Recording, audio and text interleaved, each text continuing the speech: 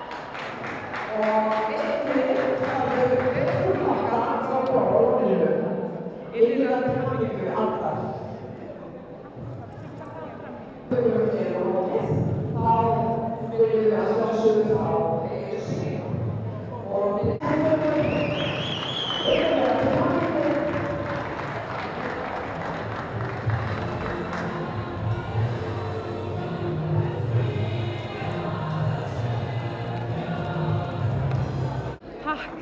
Aftur vel nafning og viðtalinu þínu. Ok.